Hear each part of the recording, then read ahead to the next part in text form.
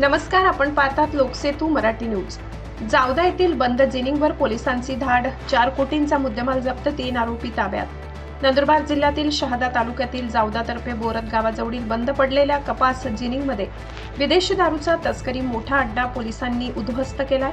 म्हसावत पोलिसांनी गुप्त माहितीच्या आधारे केलेल्या धाडीत तब्बल 4,02,74,000 रुपयांचा मुद्देमाल जप्त केला असून 3 आरोपींना ताब्यात घेतले आहे। या कारवाईमुळे जिल्ह्यात मोठी खळबळ उडाली आहे। गुप्त माहितीच्या आधारे म्हसावत पोलिसांनी जावदातर्फे बोरत गावाजवळील बंद पडलेल्या कपास जिनिंगवर धाड टाकली। या ठिकाणी विदेशी मद्याचा मोठा साठा लपवून ठेवण्यात आला असल्याचे उघड झाले।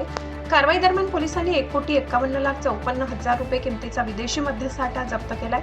तसेच हायवा कंटेनर, 2 पिकअप आणि इतर 4 चाकी वाहनासह एकूण 15 वाहने जप्त करण्यात आली आहेत। जप्त मुद्देमालाची एकूण किंमत 4,02,74,000 रुपये असल्याची माहिती पोलिसांनी दिली। या प्रकरणात 3 आरोपींना ताब्यात घेण्यात आले असून त्यापैकी 2 मध्य प्रदेशातील तर एक आरोपी मूळ हरियाणाचा असून सध्या म्हसावत येथे वास्तव्यास असल्याची माहिती समोर आली आहे। जप्त करण्यात आलेल्या वाहनापैकी बहुसंख्य वाहने गुजरात राज्यातील नोंदणीची असल्याने या प्रकरणामागे आंतरराज्यीय स्तरावरील संघटित दारू तस्करीचे जाळे कार्यरत असल्याचा संशय व्यक्त केला जात आहे।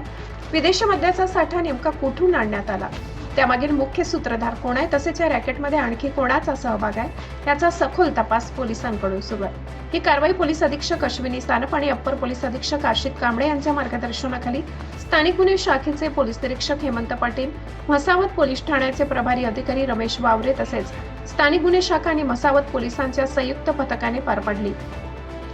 नंदुरबार जिल्ह्यात विदेशी मद्य तस्करी विरोधातील आतापर्यंतची मोठी कारवाईंपैकी एक मानली जात असून या प्रकरणात आणखी काही धक्कादायक खुलासे होण्याची शक्यता पोलिसांनी व्यक्त केली आहे।